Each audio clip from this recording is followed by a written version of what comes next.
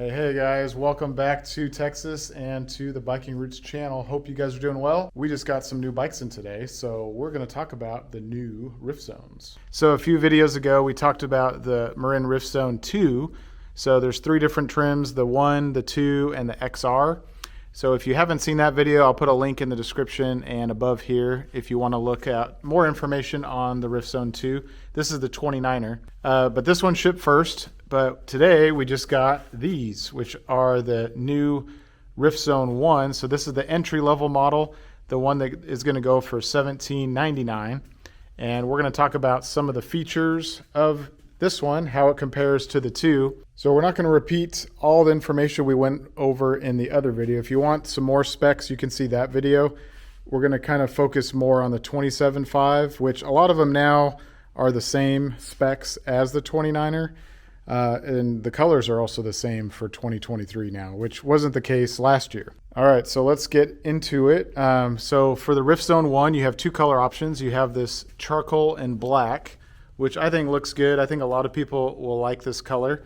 It's just like a dark charcoal, kind of a little bit of a bronzy color to it, and then it fades to the black. I think they did a nice job with it. But if charcoal and black are not your thing and you want to be noticed and be a little bit more lively and fun, you can go to this nice colorful orange and blue, which I think it looks better than it did in the picture online when it first came out. Again, with the nice metallic orange to the fade. Sorry, it's not metallic. It's a flat orange to the blue, which this blue looks pretty sweet. So those are the 2 color options for the Rift Zone 1. Which one would you choose, the orange and the blue or charcoal and black? Let me know in the comments which one is your bag. You are orange and blue or a black and charcoal kind of person? All right, let's go over the specs. So new for 2023, the big changes are in the frame. We talked a little bit about this in the other video, but if you didn't see that one, I'll just go over it quickly.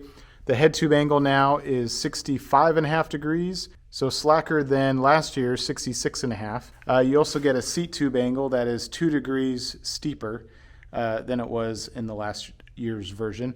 They also made a change here in this top tube. It's a lot thinner, and it goes to a smaller brace here. This is a medium frame, but being a steeper seat tube, you can get a lower insertion with a dropper post, which will be nice for a lot of people, and you have a lower standover height. The 2022 version and the last couple years, but you can see how they had this brace here on most of the models. This one's a large, but they had the brace on the medium as well, and then they kind of shaved it down for the small and the extra small, but this top tube was also thicker. So now it's thinner, gives you a nicer look. This is a large, but they have, you'll see in a second how they redesigned this rear triangle here. So on the new one, you can see how this is shaped now. You have a different shock here that's actually a little bit beefier, and then they modified the rear triangle here, which, yeah, we just noticed actually how big this gap is here. I don't know if you can fit a 29er. I don't know if they're using the same rear triangle for the 27.5 version and the 29. This gap here, I don't know that the gap on here is going to be tall enough for a 29, so probably not. But they did change the wheelbase, so the wheelbase is longer for 2023. On the reach numbers, each size grows about 5 millimeters, so it's stretched out, and the whole wheelbase is longer now for 2023. All right, and the chainstay, you have a little bit different chainstay protector from last year. Also, you have new bolts made for fun. And since we're talking about the frame, you have different holes for the dropper post, and if you're in the UK, different brake hose routing. And then it comes down here. This one did not come with a cable guide. We'll have to contact Marin on that. It's nice and clean through here. One thing I do like, if you can see right through here, the gear shift line comes through here and it's tucked away in there. On the old one, it kind of dangled right here, which was kind of annoying. So sometimes if it got loose, it could go into the chain ring. And so we would put a zip tie right here to kind of keep it. So it worked, but wasn't always the best solution. So going to this new design, I do like that. So it tucks it away. All right, now let's talk about the suspension. For 2023, you no longer have a Rockshox Recon like on the old ones. Now they went to this X-Fusion Sweep RC34.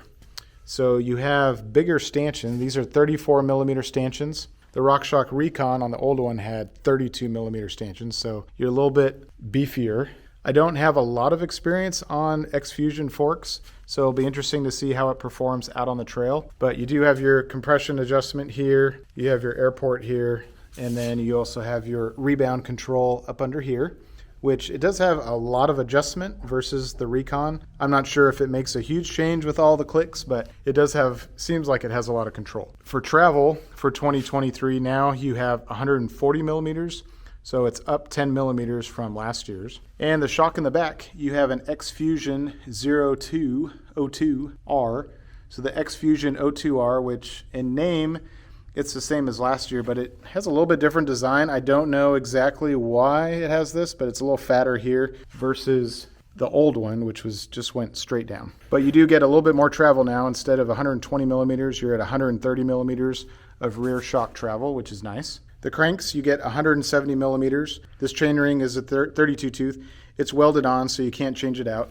It does have external cup bottom bracket. As far as the drivetrain, you have an 1151 tooth 11-speed cassette, and it goes with the Shimano Dior 11-speed shifter that has a clutch, just like the last model year. And that's paired to a Shimano Dior 11-speed shifter. For the brakes, you have same brakes as the last one, so no change here. Shimano MT201 levers, MT200 calipers. As far as the rotors, you have center lock, 180 millimeter resin only in the front and also in the back. As far as the wheels go, you have Shimano hubs with Marin branded rims. One of the changes back here is in the derailleur hanger. Now you have the SRAM UDH universal hanger, which is nice. As I talked about in the last video, you won't have to try to find a specific hanger for this bike. You can just get one of the UDH hangers, so that's good.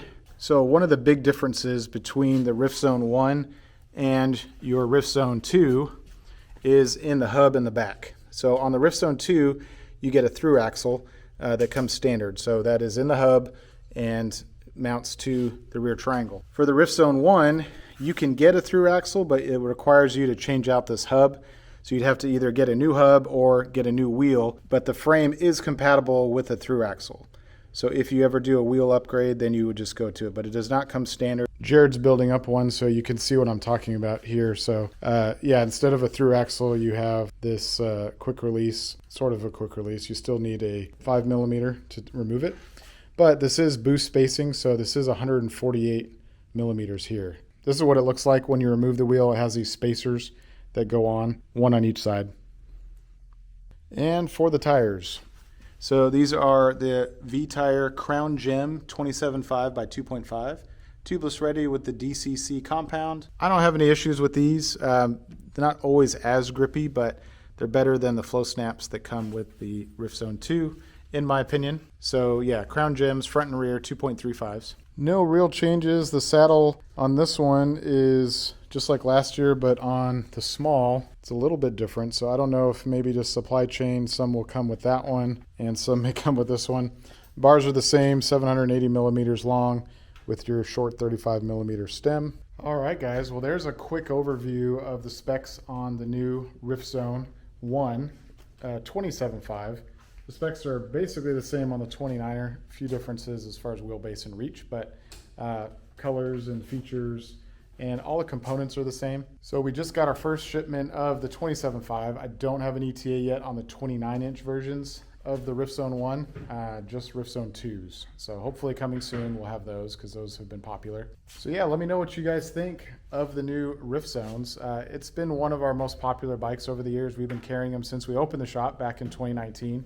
It's been an awesome bike for those just getting into mountain biking, or maybe you've been on a hardtail for a while and you're like, it's getting kind of old. I'd like to try full suspension, but not break the bank and go for something that costs, $2,500, $3,000.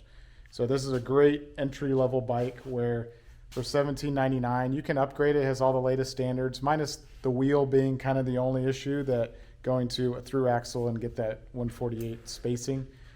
Very easily upgradable, which is nice. So you have modern geometry, you have nice specs for not a lot of money. I know it's still a lot of money for most people, but if you compare it to some of the competitors, I think you'll see that you get a lot of bang for your buck from Marin. All right, guys, well, that's going to wrap up this quick look. We will be riding them on the trail soon. I don't know when yet. We have a couple other things we're doing, but soon we plan on taking one out and see how it handles on the trail. So If you like the video, hit the like button for, subscribe to the channel if you want to see more from Biking Roots. But thank you as always for watching, and we'll see you guys on the next one. Bye.